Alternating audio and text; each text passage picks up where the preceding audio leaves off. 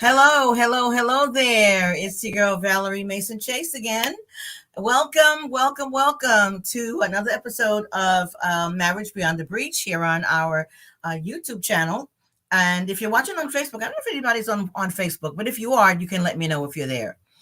So, we're going to talk today about talking. We're going to talk about having what I call hard or difficult conversations. All of us at some point um, will probably be in a place where we will need to have a difficult conversation with someone. It could be a family member, it could be a coworker, it could be a friend. But today we're going to focus more on having a difficult conversation with your significant other. Because if you are in a long-term relationship, if you are married, if you're engaged, if you are seriously dating, if you have been in a relationship for a while, it's going to come up. And we're going to talk about it today because there are ways that we can navigate it and make it a little bit easier so that you can avoid that escalation, or at least attempt to avoid that escalation when you're having a hard conversation. And I've got two of my special peeps with me today. That one making a face there. That's my daughter, my boo-boo darling. Welcome, Sadell. Hello, mother.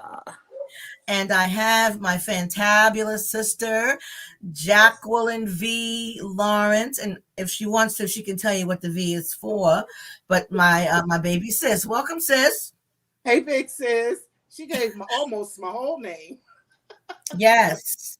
I said the V, but it's up to you whether you want to say what the V is for. Now, hey, Nicole. Nope. So, Nicole, thank you for showing up. Anyone else that's there, thank you for showing up. Thank you for watching.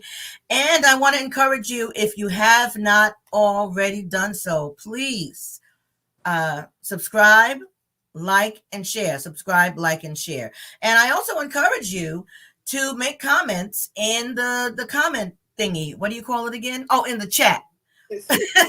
Comment thingy. Lord have mercy. And one other thing, Valerie, hit the notification button so you'll always know when the show is coming on. Oh, great. Thank you, sis. Hit the notification button so you always know, you can be notified when we have a show upcoming. So anyone who's there, just tell me who you are, where you're tuning in from. I want to hear from you. I want this to be as interactive as it possibly can be. So I want to start off asking this question because I always like to start with a definition to make sure we're all kind of on the same page. So what is a hard conversation? What makes it hard? What makes a hard conversation hard? I think for me, the definition, when I think of a difficult conversation, is a conversation that kind of causes you to pause before you have it. It's not something that you had the thought and then you go talk about it. It's like, okay, yeah, we're going to talk. It's like you have the thought and it's just kind of like, I know this needs to be talked about, but, and then that pause kind of, what the level of difficulty doesn't matter, but that pause right there kind of makes it a little bit more difficult than just a regular, we're going to talk about this and that's it. Okay. Yeah. So a conversation that you may avoid for a while. Potentially, yes. And even not even in the aspect of avoiding it. Just when you think about having the conversation, it doesn't come naturally like, yes, we're going to have this conversation. It gives you cause to pause for whatever reason. Yes. Not saying that you're not going to have the conversation, but maybe because of how the person may react or what the subject matter is. It just, whatever the topic is, it causes you to initially have that pause. In my mind is what makes it a difficult conversation, because an easy conversation comes easily. You don't have to think about it. Exactly. But anything that you have to like stop and think about for whatever reason is more likely than not going to be something that's uncomfortable in some way, shape, or form. Right. Okay. I agree with that. Hold on one second, Jack. I was going to give a shout out to Miss Nadia Campbell from Houston, Texas. Thank you so much for joining us, Nadia. Hit that notification bell if you haven't already done so. I appreciate you showing up. Go ahead, sis. And I was going to say, Sadell, I agree with you. In the words of Arsenio Hall, some folk may be too young to know who he is, but he would always say, make you go, and Mm. that's that pause. When you have to think about what to say, how to say it, when to Mm. say it in your mind, when you begin to set the stage for how you want Yes. the conversation to take place, you know it's a Hmm. difficult conversation. Yes. Mm-hmm. Yes. And it's just my personal perspective that if we are looking at it and saying that it's a difficult conversation, to me, that screams that it's something that we really need to talk about. Mm-hmm. Because if it's that much of a concern that you have to pause, as you say, Sadell, then that means it's something that can that is a conversation that can be of value to the relationship. And again, you can have difficult conversations with anyone, with a friend, a family member, or a relative. But this evening, we're concentrating on having those difficult conversations with your significant other. So, what are some of the ways that a person can try to prepare for having a hard conversation? Well, for me, because I'm a writer, I love to Mm, write. I journal, so I mhm, would actually write it out, and that's mhm, another way for me where I know it is a difficult conversation to have mhm, because I mhm. have to take the time. Like Sadell said, it's not easy, so I Right. write it out. I play different scenarios over in my Mhm, head of mhm, how it could go, how it could be perceived. So I mhm. go in with an expectation of it not being received well and prepare myself for that. Okay. Okay. So you prepare for the possibility that the other person won't receive the conversation well. Correct. Okay. Okay. So I'm wondering, because I like to have the idea of not being attached to any specific outcome. So is that kind of the same thing of what you mean? Well, so yes and no. One, Mm-hmm. because you have to know the person that you're getting ready to have that conversation with. If it's Mm-hmm. someone who cannot take constructive criticism, if they Mm-hmm. always feel as if they're being attacked, and you Mm-hmm. know that, then you have to mentally and emotionally, at least for me, prepare myself for the way it's going to be perceived and received, even though I know my Yeah. intention is not to hurt, my intention is not to put them down, but because of their Mm-hmm. own Mm-hmm. Mm-hmm. negativity and their own insecurities, the way that they're going Yeah. to receive. So, yeah, I have to prepare myself for that. Okay. Makes sense. Sadell, what about you, Sadell? What are some of the ways that we can prepare to have a hard conversation with our significant other? Um, I would say to before you have the conversation, make sure that you know exactly what the conversation is about from your perspective. Mm, Make mhm, sure that you have your points that you want to lay out Mhm. because like Onisi said, some people may, perceive it differently or receive it differently, and that may cause you to stray away from what you wanted to say. So just right. making sure that, regardless of how they take it, that you are able to articulate what you want, what Yeah. the whole point of the conversation was to begin with, and Mhm, whether mhm. that be, taking notes, writing it down, whatever. um, just making sure that the point of the conversation is clear. Other Yeah. than that, I don't know that there can be a whole lot of preparation, and honestly, that's part of one of my issues with having difficult conversations is because I play out the conversation before the conversation takes place. Mm, So sometimes that could be a good thing, sometimes It can be. not so much, because I have it in my head what I'm gonna say, what they might say, and then what I might say to this, and then you got kind of go down a rabbit hole before the conversation even started. So yeah. I would Yeah. say at least identify the points that you want to make and try not Mhm. to focus too much on what you think they might What say. you think they might Mm, say? That's good. that's That's good. good. And I like the idea of writing it down. With some of the clients that I counsel, I'll even suggest just get a little index card Hmm. and have maybe talking points, for lack of a better word, It could be one word, it could be two words, not a whole slew, 5 and 6 and 10 sentences. No, but and that would be to kind of keep you on track, because depending upon your partner's communication style, he or she could go off on way on another tangent, and before you know it, now you're over in Jersey somewhere when you started out in Delaware. So this can help you to bring the conversation back to the topic that you started out with and to the issues that you really want to address. So you can just write a couple of words down just to kind of keep you on track, because I love the idea of writing things down, because not everyone is able to remember what they want to say when they start the conversation, and that individual is going to be easily led into another direction. So but if you have it written down, that can help. That can absolutely help. So how can you begin to communicate to your partner that you have something to say, that you want to have this conversation with them? How can you do that? And what are some of the things you should avoid?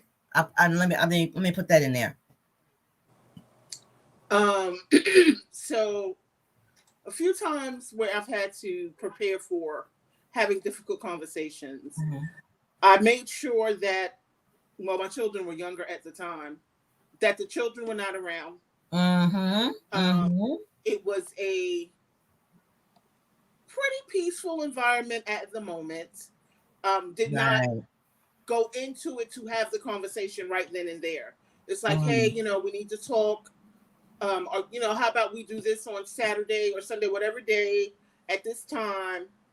So, like, I made it a date, right? It was scheduled to be able to sit down, because one, you don't want the person to feel, one, as if they're caught off guard, and you don't want them to feel as if they're being attacked. And so that's how I would approach it. Sometimes it worked, sometimes it didn't. But again, it depends on the person that you need to have the conversation with. That plays a huge part.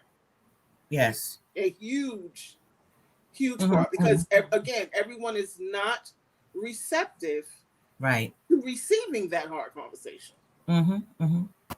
Sadell, what would you say? I agree with the, making sure that, if you have kids, that they're not around or otherwise occupied, because, you guys can get real deep into a conversation, and then, the kids need something, and then, the whole conversation doesn't get resolved. I also like the idea of, making it a date per se, like, okay, we need to talk about, this, that, or the other. How about we do it here on this day at this time? Because a lot of times, especially if the conversation is going to be difficult, like Anisi said, the person may feel caught off guard. It's like, well, damn, you had all this time to prepare your thoughts and your feelings and all that, and I didn't have time to prepare anything, and why are you coming at me with this now, and what's going on? So they're focusing on that and not really focusing on the actual topic of conversation. Yeah. And I would also offer an alternate day and time, because if you say, hey babe, there's something I have on my heart that I'd like to share with you. How about Tuesday evening after the kids go to bed, we sit down with a cup of coffee or a glass of wine or whatever your drink of choice is, and let's just have this little chat. And they may say, well, Tuesday's not good, I don't want to talk on Tuesday. Okay, babe, well, when might be a good time for you? And if they say never, then that's a separate problem. Then you say, okay, well, since you can't think of anything, how about, and then offer another day and time. I would keep offering until they say yes. Okay, that day and time will work. Okay, we're going to, even if we have to put it on our calendar, because if this is something on your heart that you really need to share, it's something that your partner really needs to hear. So I would offer to try to avoid allowing them an out, so to speak, and not having the conversation altogether. So if your initial day and time doesn't work, offer an alternative. And if you need to offer a third one, offer a third one. And absolutely make sure if you have children, make sure they're in bed. If you have older children, you may need to go out, Mm-hmm. even if you sit in the car Yeah. or go out at a place where that doesn't have a lot of noise, and sit and have an appetizer and have the conversation if the children are old enough to stay at home by themselves, Mm-hmm. because some conversations are better had outside of your home environment. So I believe you do have to kind of prepare and get ready for it and let your partner know. And when I said earlier something to not say, men I don't like. like. Wait, hold on. Before you say, I was gonna say, I like how you phrase. I have something on my heart I need to share, because Yes, Yes. if for somebody like me who has severe anxiety, when I hear we need to we need to talk, talk. Yes, that's it. right away it's just like, even if everything is Hmm. perfect, if I hear we need to talk, no matter who it's coming from, Yes, automatically, like, my defenses yes, go up. Your defenses go up. Yeah. Yes, absolutely. automatically. Yes, that I would avoid saying we need to talk. Because like Sidel said, her response, most people will have that kind of response because they might get defensive and, well, what do you got to say? Well, just go ahead on and say it. Just go ahead. Why we got to wait till tomorrow? Just say it now. And It's set up. then I would say, well, babe, now's not the best time because the children are around, or you're in the middle of watching your Giants play. I can't wait till after the Giants get beat. You had to say that.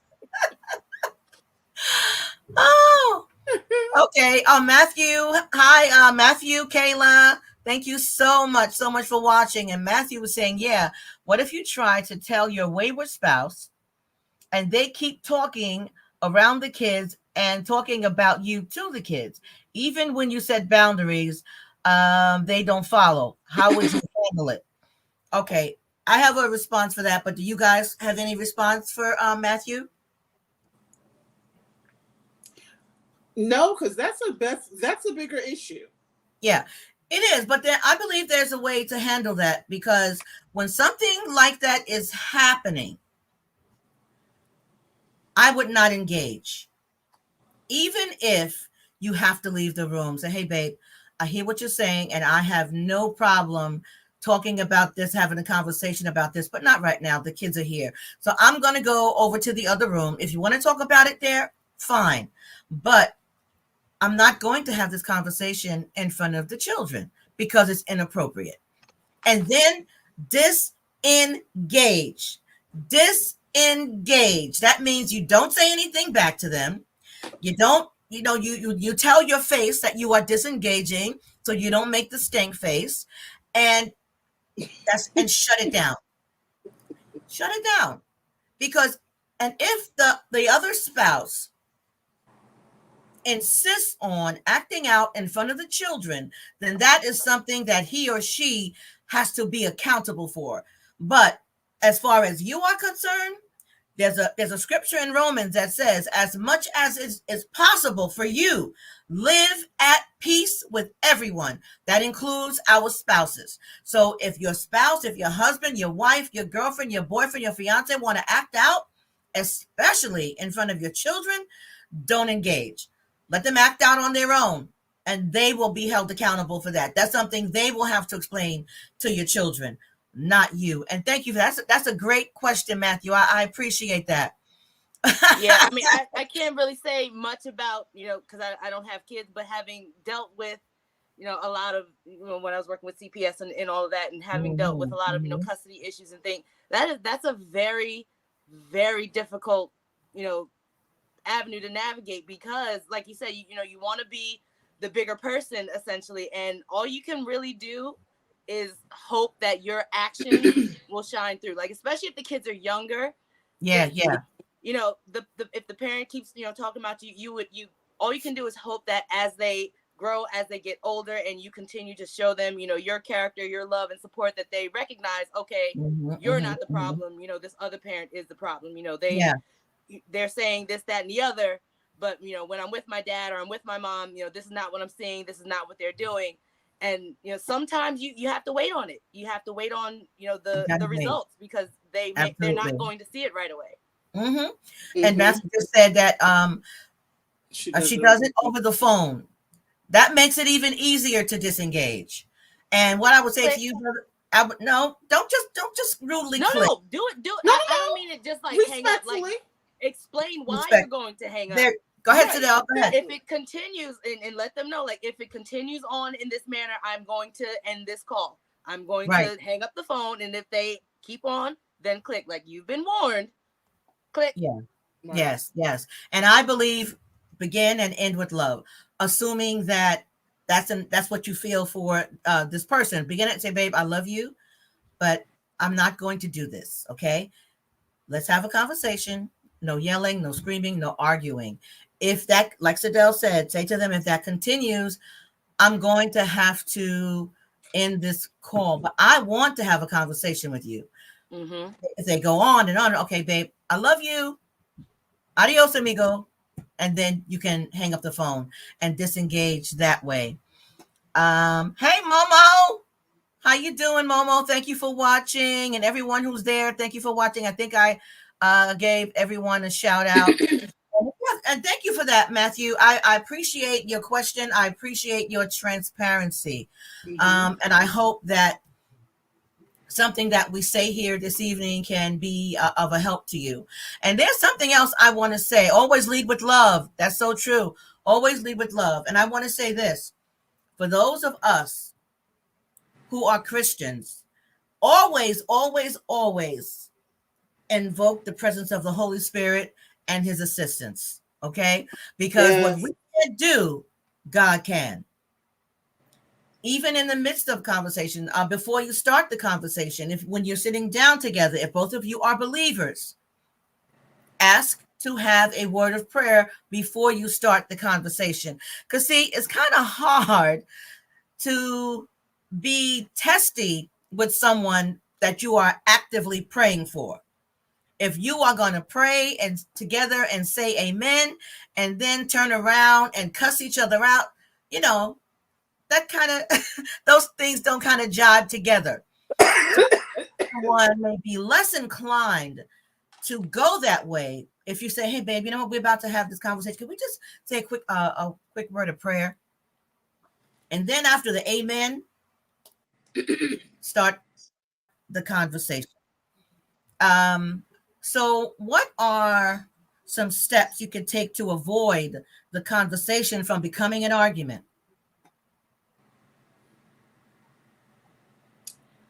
So for me, I had to know my triggers, right? I had to, because there was a certain tone that my then significant other would have, or a certain word or words that were said. And so I had to know me, because it's real easy. Like you said, being a Christian, yes, start with love and lead with love. But when there's already trauma there, you have to be aware. And it's funny because I was just having this conversation with my daughter, one of my daughters today. At this stage of life, I'm realizing that there were things that were traumatic that I never really dealt with. And I didn't realize, because I was always on autopilot, right? Always having to do this, do this, do this. And so when you were talking a few minutes ago, Val, and you were talking about knowing when to like disengage, or when you were talking to Matthew, don't feed into it. When you have trauma and you are triggered, it's like I don't know, it's like a switch that goes off. Yes. And so I'm saying that now because I've matured. I'm not in a relationship, but if I were to, according to my sister, I will be. But anyway, if I were to be in a relationship, I would pay attention to what triggers me. And I would want my significant other to know, don't call me out my name. Like, there were just certain things don't do. Because if you do them, I can't guarantee what the end result's going to be. And that's Got just it. being right. And Yeah, so got it. to avoid that, Mhm. to avoid having an argument, transparency, honesty is very important. Communication prior Mhm. to Mhm. having that difficult conversation is very important. What's your communication style with your significant other? Do y'all just walk around mad at each other with, as you said, stank faces? Or do you guys sit and I'm gonna share something about my sister and my brother-in-law. Oh boy. For I'm whatever age I am, well, I'm 57 now. This Mhm. is my God. I was in my early 20s because I had all three of my children, and the kids and I would go up to Val and Frankie's house in Poughkeepsie. And on the weekend, Saturday and Sunday, especially Saturday, Val and Frank would sit to the table after we all had breakfast. I might be washing dishes or whatever. They would sit to the table and they would talk about what transpired that week and what things needed to be done the following week. 30 Mhm. some years Mhm. later, Mhm. that is something that always sticks with me. And I remember Yeah. telling Val and Frank one time, if I were to ever get married, I mean, I was married, but I didn't know no better name. But anyway, that's what I wanted. I Mhm. wanted that type of communication with my spouse.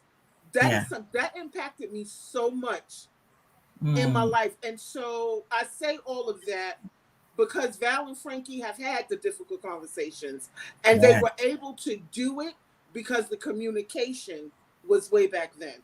Mm. Thank you, sis. I appreciate that. Aw. I really appreciate that. Thank you, thank you. And we had a lot of issues in our marriage.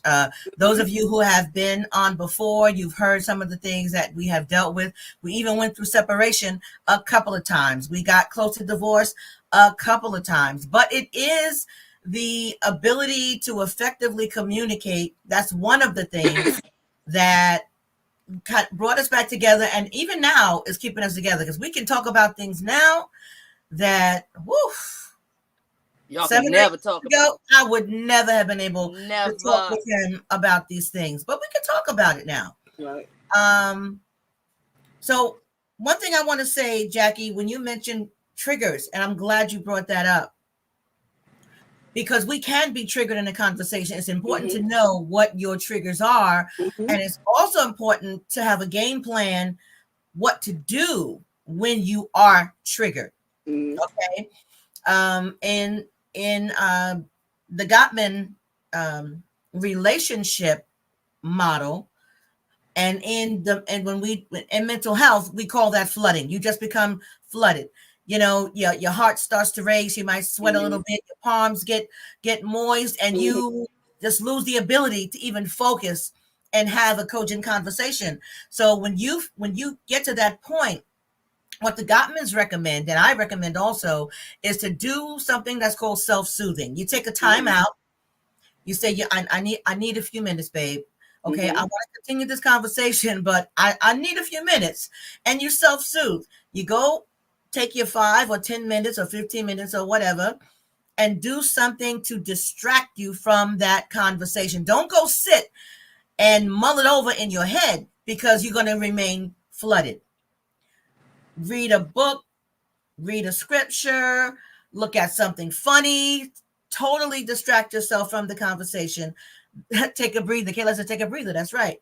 And then come back and say, "Okay, babe, I'm ready to finish this conversation now."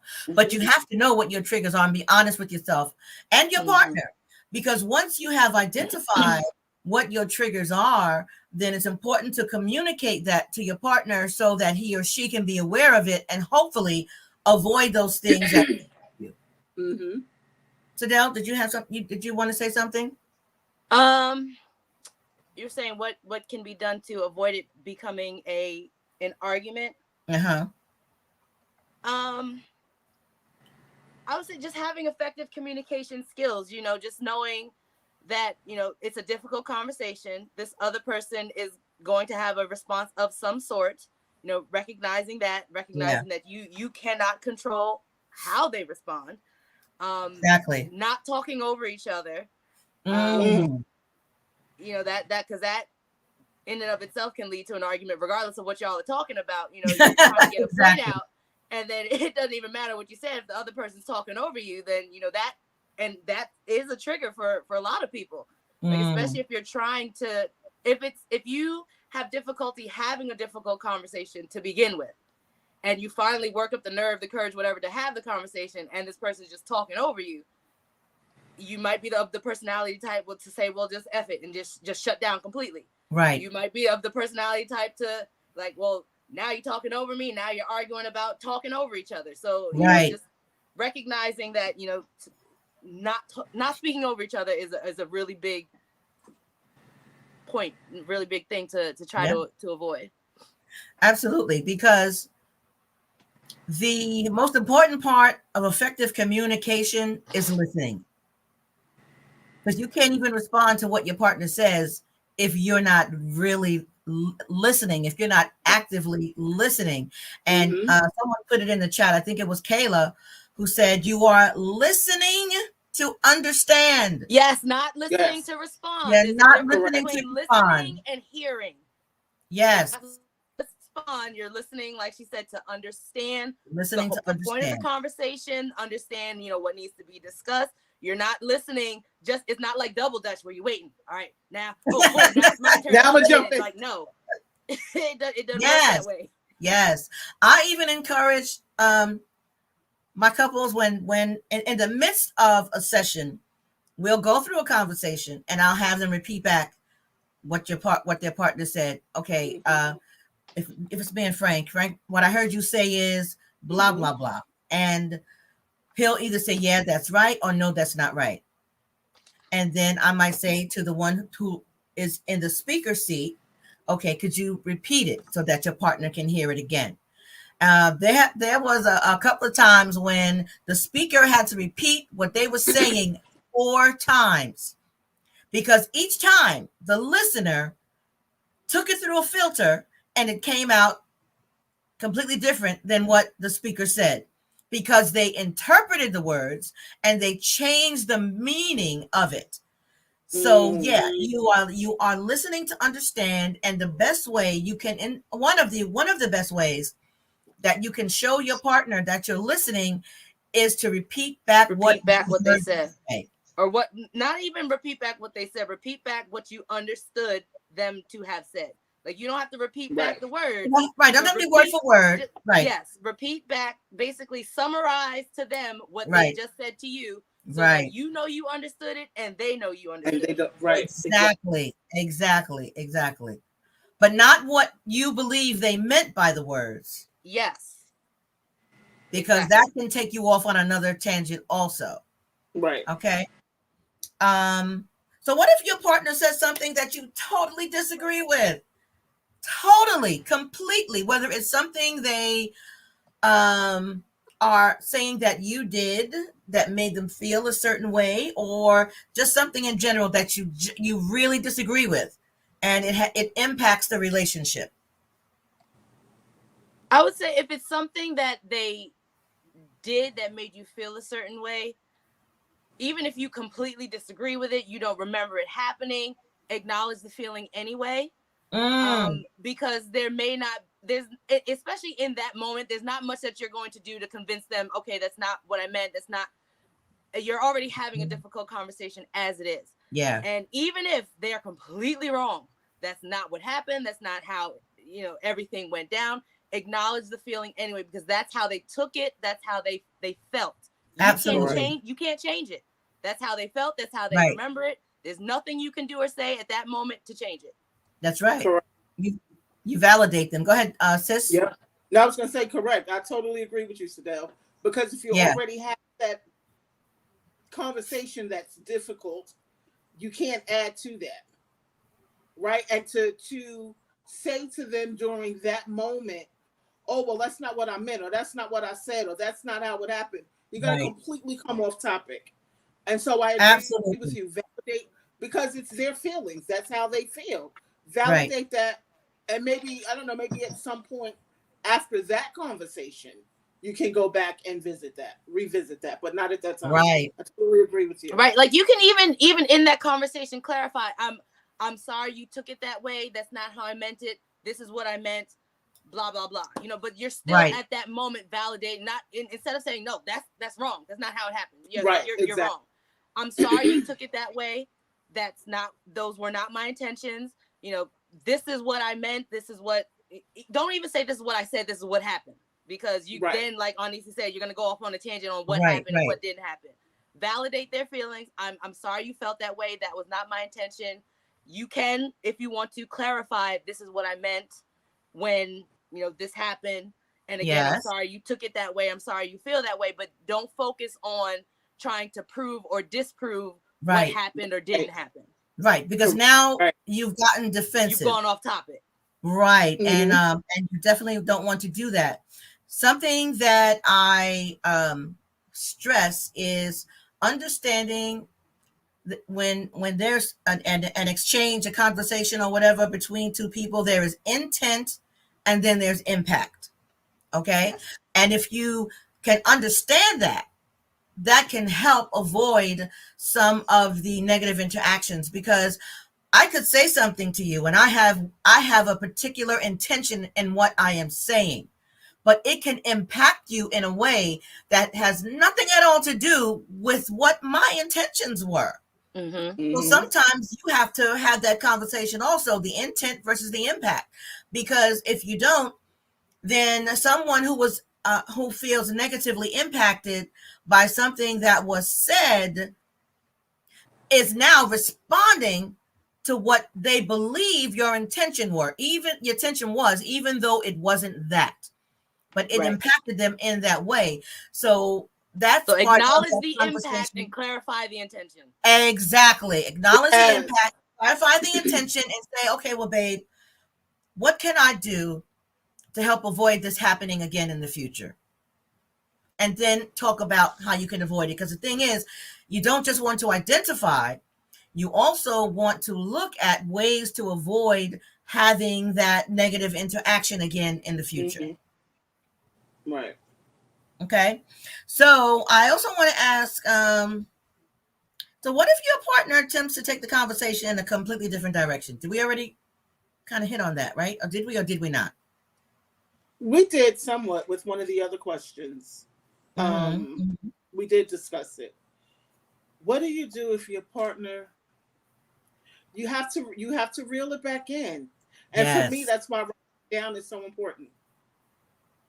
Be it a paragraph, be it bullet points, whatever, because you have to stay focused.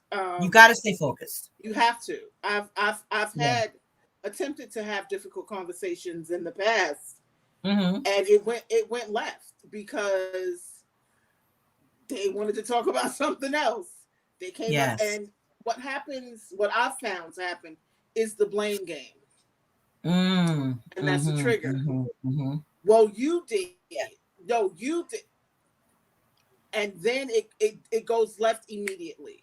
And so when they want to do that, like you said, Val, take a breather.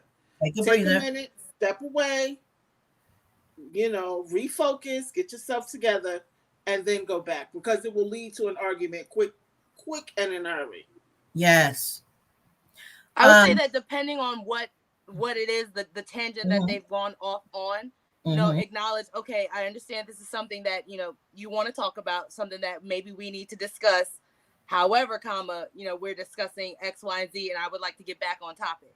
Because, like I said, it may be something that does need to be discussed. Yes. Or it could be, they're intentionally leading the conversation away because they don't want to have the difficult conversation. But, just kind of letting them know, okay, I hear what you're saying.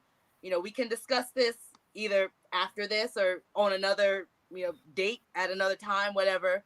But, I wanted to talk about X, Y, and Z, and I feel like we need to get back to the topic. Yes, and that is excellent. Because you want to acknowledge that your willingness to have that conversation with them. Just not now. Let's finish this conversation first. I encourage one topic at a time. Don't try to talk about this and that and the other. one topic. Okay, babe, let's finish this conversation. I have no problem having that conversation with you, but we're discussing this right now. Let's finish this, and then we can get to whatever it is you want to address. Something else I think should be avoided is if you say to your spouse, let's say you have a concern. I'm just going to make up something, okay? You have this concern that your spouse um, leaves their wet washcloth on the bed, and you point that out to them, and they say, "Well, you do it too." That's not the time to say that. Even if your partner does do it, be accountable. Address what your partner is saying. Oh, you know what, babe? You are so right. I have left my wet washcloth on the bed, and I'm sorry that bothered you so much. Going forward, I'm going to do my best to not leave that wet washcloth on the bed. Okay. And then at another time, if you want to point out to them and tell them, well, babe, yesterday you left your wet washcloth on the bed. But that's a separate conversation, because if you get back and forth, you do it too. Well, you do it more. Well, you just did it this morning. That's not going to go anywhere. Right. Because it doesn't, you won't get to that place of understanding. And that's the whole point when you're having a difficult conversation. You want to either have a resolution, or you want to come to some sort of understanding where you agree to disagree, but each party is okay and nobody walks away feeling put upon or attacked or anything like that. Hey, Claire. Oh, I'm sorry. That's my friend. We used to work at the VA together. Hey, Claire. So good to see you. Thanks for joining. Yeah, Claire said blame shifting happens a lot. Yeah. Yeah, right, Kayla. It turns into a tit for tat.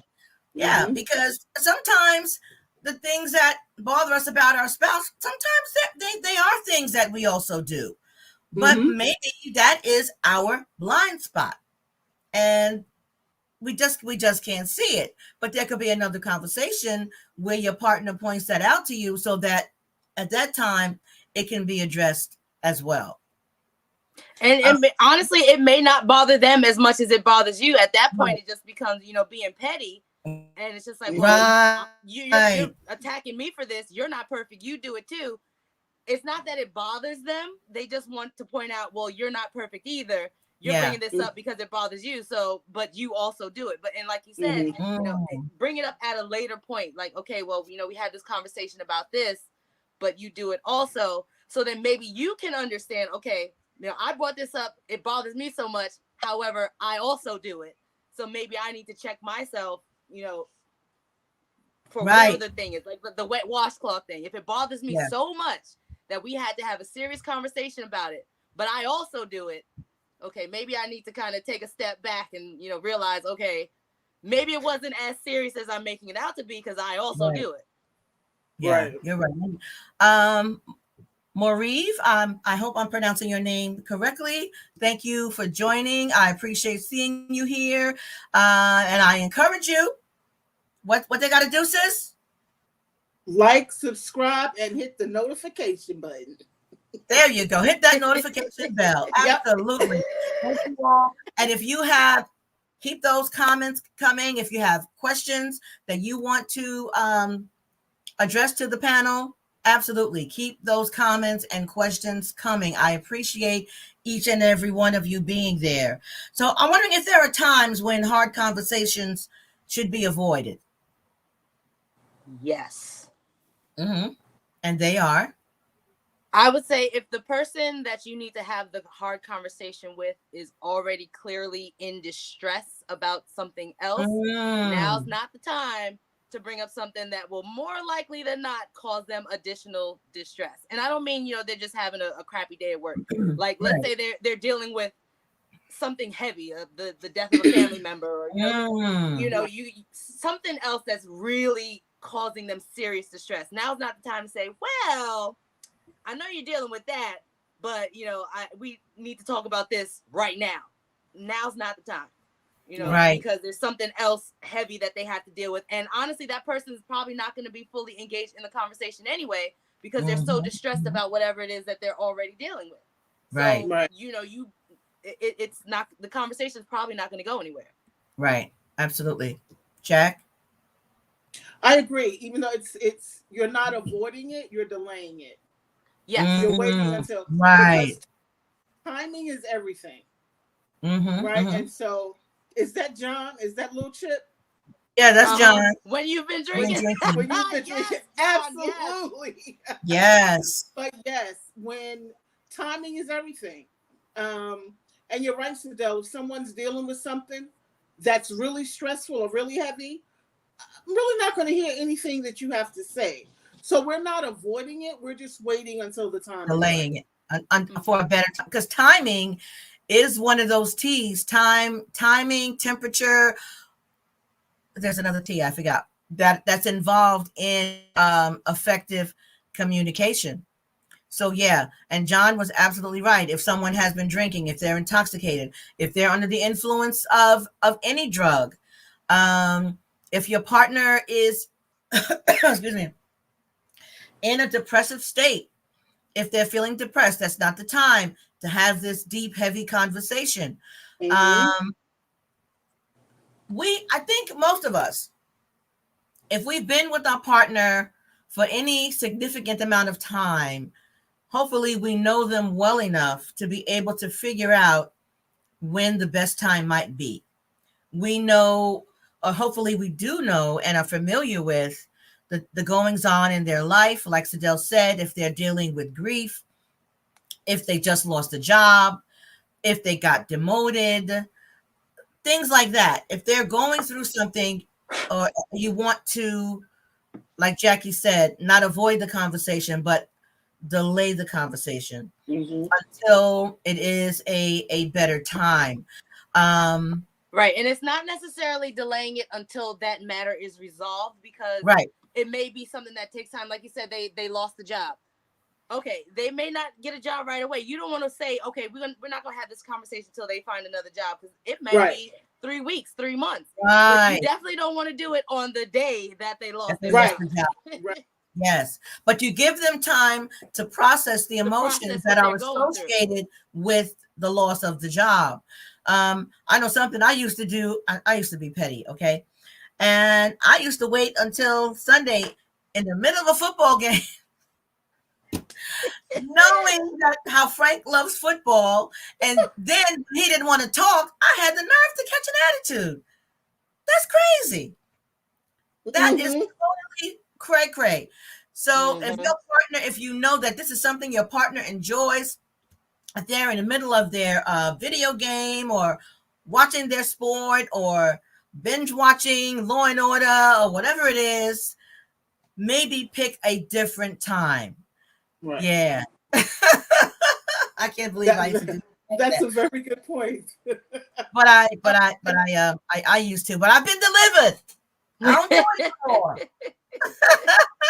I don't do it no more. I would also say avoid it if you are in a bad mood, or you're dealing with something heavy or stressful, because you may have that in the back of your mind, and that may cause you to deviate from what you really wanted to talk about, or be less receptive to what they have to say, or snap unnecessarily. So try to avoid it if you're going through something really, really heavy, or if you've had a really shitty day. Now's probably not the time to have a deep conversation with somebody about something serious. You're right. Or when you're angry. Or when you're angry.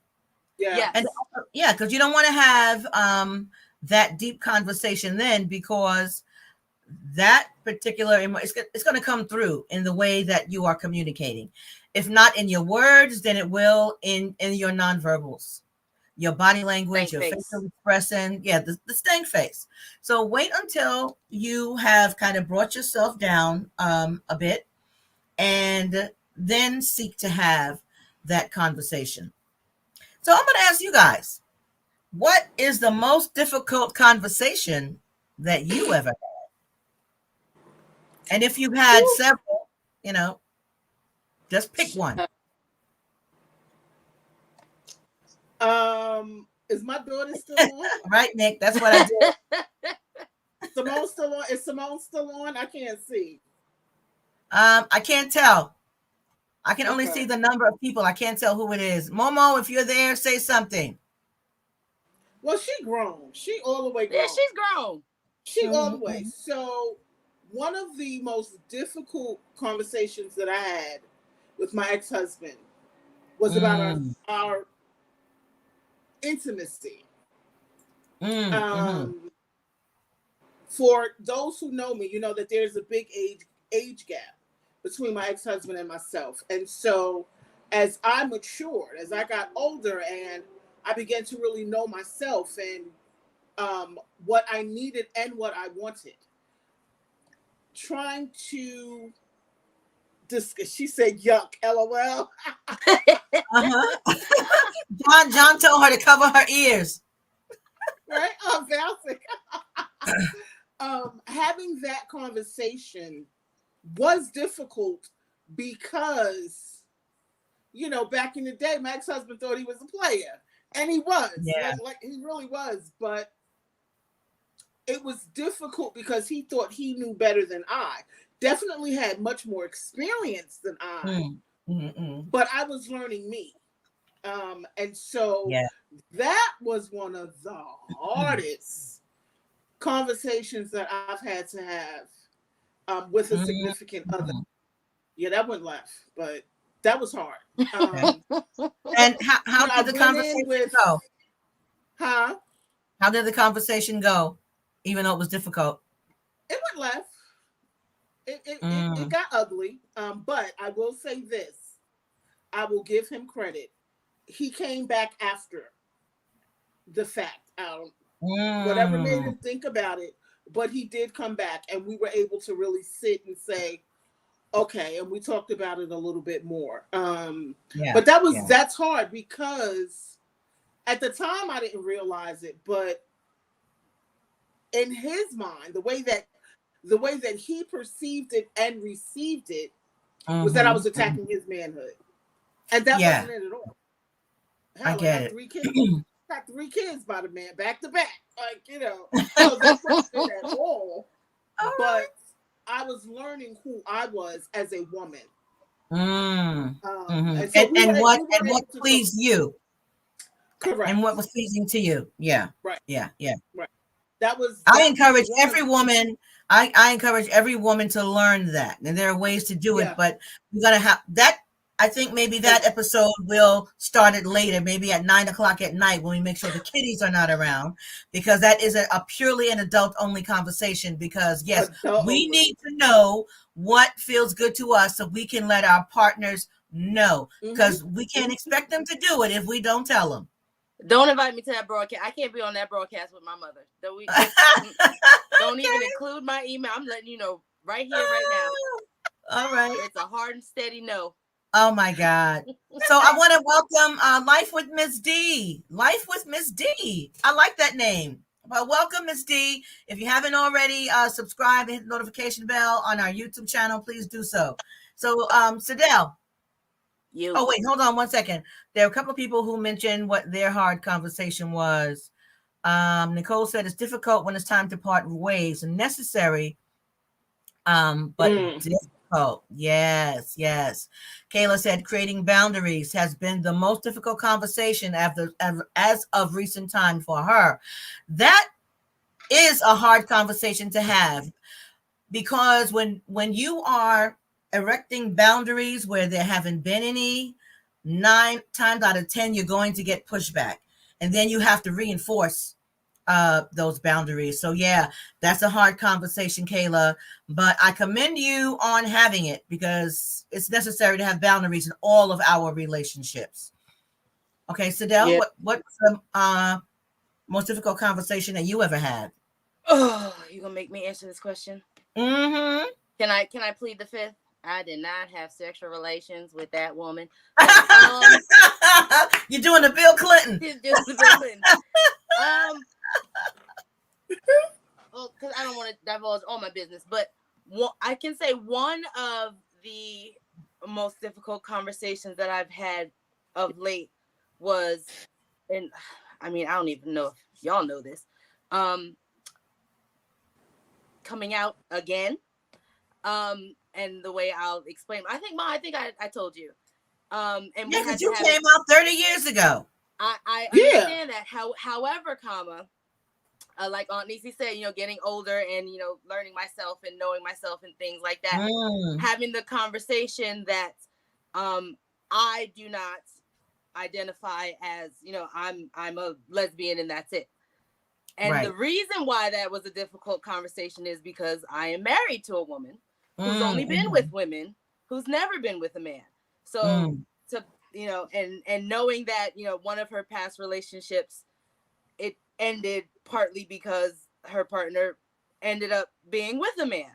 So knowing that made it a very difficult conversation because I'm, like you said, I came out 30 some years ago, and here I am, 40, going through this issue all over again.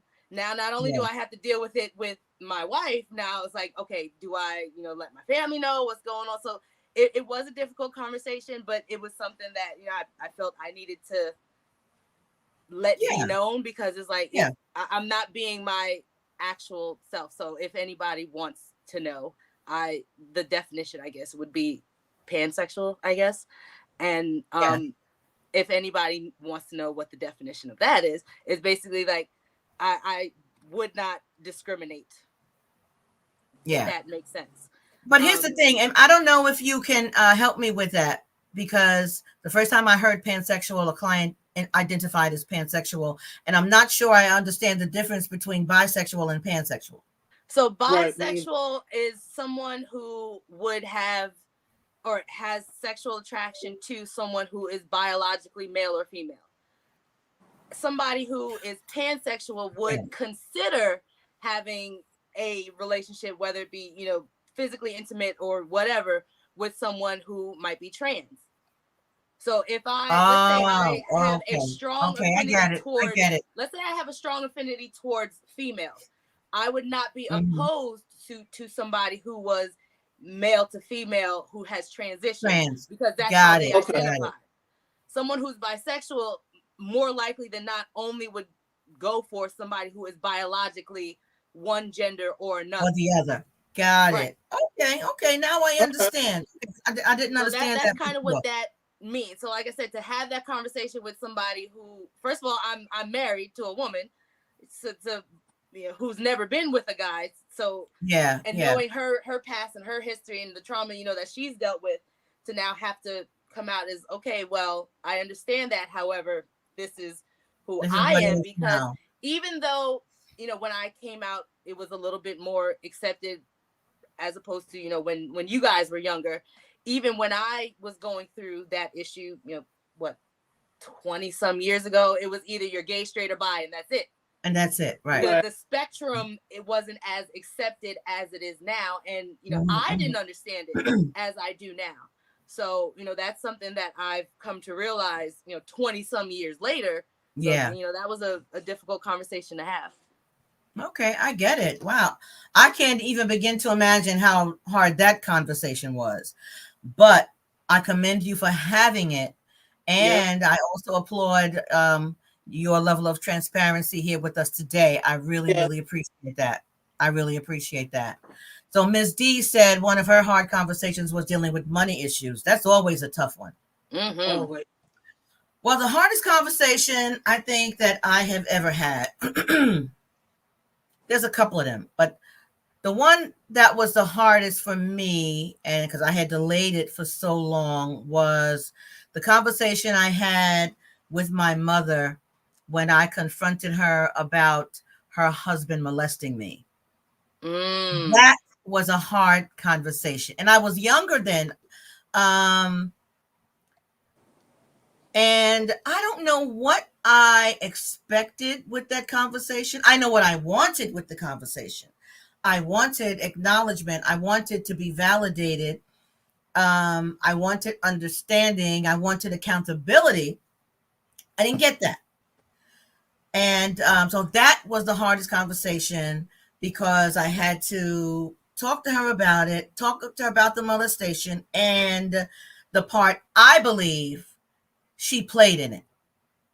I know this is hard for you to hear, sis. I'm sorry. Um, because it's hard for, I'm not saying it's impossible, but it's hard for um a man in the house to carry on molestation in the manner in which he did, without his partner knowing about it. In this case, my mother. I felt it was next to impossible for her to not know. She had to have known and just turned a blind eye to it. And it was hard because it was hard to have that conversation because I was already hurting. I was already upset. I had already been traumatized. The molestation had impacted my life in so many ways, on so many levels, including my marriage to your father, Sidel. Mm-hmm. So it was a conversation that I knew I had to have. And I had it. It didn't go so well. Um, it didn't go well. And I don't know if we ever talked about it again after that. I talked about another family member's interaction with this gentleman. Call it what it was. Call it what it was, Val. It wasn't an interaction. It was Okay, well, real. I'm trying to be soft Call it what it because, was. yeah, Call it. It was real. I had another conversation about her mama's husband raping another family member as well. But I don't believe I ever had another conversation with her about the molestation that I experienced.